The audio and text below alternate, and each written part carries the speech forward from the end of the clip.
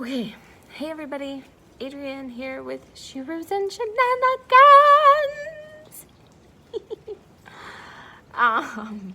Okay, I'm back at yoga class, and again, nobody's here today, so I sent some information out, and people, mentioned that they were going to come, but they're not here. And new class, it happens. Adults, we get busy from time to time, so it's hard for us to find time for ourselves, or at least we tell ourselves that. But good news, because there are people here like me to remind you to do something for yourself. So, okay. Let's see, I wanted to give you a tip today, and I'm just going to go back really quick and review the first two tips that I gave. One was force change the inner dialogue by writing on your mirror. I journal. I know a lot of people journal. There are nights, however, when I fall asleep and forget, or get busy, or I'm not around my journal, and then I come home and crash. So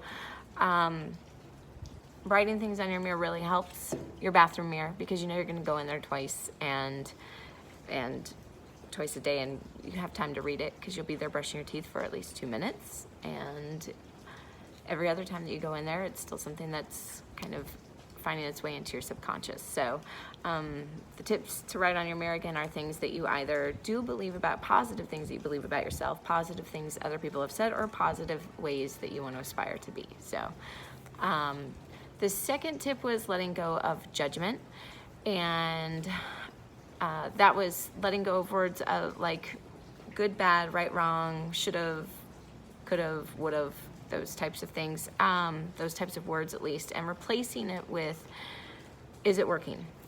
Asking yourself those types of Socratic questions, and even asking those to other people, then it actually forces them to kind of get out of their head and separate and go, wait a minute, is this feeling working? Is what I'm doing working? Is what I'm saying to myself working? Then it's a quick logical answer of no, it's not. So, okay, I'm gonna find something else to do that works, like write things on my mirror in my bathroom. It works. So, all right, tip 3. By the way, do you guys like my jacket? It's awesome. You love it. You know it. Okay, tip 3, which was the original tip 2, because I was going to save judgment for later. But tip 3 is, hold on, I just lost it. No, I didn't. Okay. I'm going to say it in a quote because it's a great quote. It's my grandpa's quote, so it makes it even better. And it is, my mom used to say it to me and remind me of it all the time. And it is, when you're down and feeling blue, find something to do for someone who's bluer than you are. And this is something that when you have those days when you can't get out of bed, or you can't get out of your head, and you're really down on yourself, or you're spending a lot of time feeling miserable, and you're not visiting your bathroom enough, then it's something that can actually motivate you to be like, you know what, if I can't find something else to do for me today, I'm gonna find something to do for someone. And doing something for anyone is great, but actually looking for someone who might be going through more of a downer than you are even, or an equivalent of one, or just that you notice, maybe they're not going through a huge one, but they might be having some financial issues at the time, or confidence issues, or whatever. So anytime that you can actually look for people that might be going through something a little bit more, and just give them a smile, a compliment, an act of service, helping them clean their house, taking them to lunch, something where you can kind of find a way to reach out and connect. And I totally love doing acts of service where no one's going to notice, but this particular one, I want you to do it for somebody that will notice, because it will actually help reinforce feeling good. Usually they smile back, they give you some sort of lighthearted words, they say thank you, something like that just kind of goes, okay, they're reinforcing who I want to be or how I want to feel. I think, when we can get in those modes, we can just, it can feel so lonely. Just, oh my gosh, no one's this isn't happening to anybody else. This is, oh, poor me, blah, blah, blah.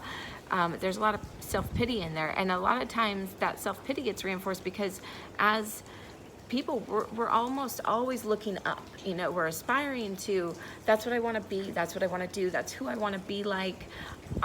So we're constantly looking toward what we want, and at the same time not acting in a way or doing things that don't work to actually get us there. In this process right now, I want you to actually look back. I want you to look at how far you've already come, all of the trials and tribulations that you've already been through. But on top of it, I actually want you to look back at the people, because while you might be looking forward at someone or something that you want to do, someone else is looking forward at you. So really try to find the people that are back there as well, and find something to do for them. When I was going through this, and it was about this same exact time last year, then I immediately decided to volunteer and actually find a place. It wasn't enough for me at that time. I was feeling so down. It wasn't enough for me at that time just to find random people. I needed to be held accountable for reinforcing that value of, hey, you know what, like, I've messed up on things, I'm talking to myself poorly, but ultimately I'm a good person, and I lost my way for a moment, but I know that deep down there's something I want to give and something I want to offer back. So what I signed up for was Meals on Wheels, and it was because I had the time. My kids and I had the time, and I wanted to take them with me, because I know that they're extremely happy kids, and the people that we've met through the program, they were awesome and inspiring, and we would hang out there for a few minutes and we would talk to them and hug and love and smile and laugh and everything else. So it was an amazing experience, and we kind of took a break over the summer and then changed our school schedule a bit, so we're looking into doing that kind of thing again, because they've been really wanting to, which I love as well. So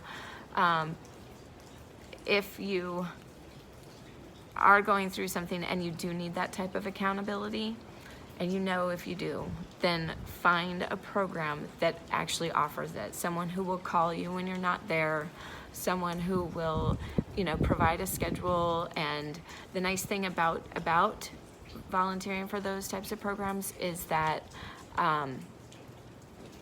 they do a lot of the heavy lifting for you. You don't have to really think about, what am I going to do for somebody? You just, okay, they already have a system of what I can do for people, and it'll help get me out of my head so that I'm not thinking about all of the downsides of this depression right now. Instead, I'm acting and doing something that works to help pull me out of it for the day.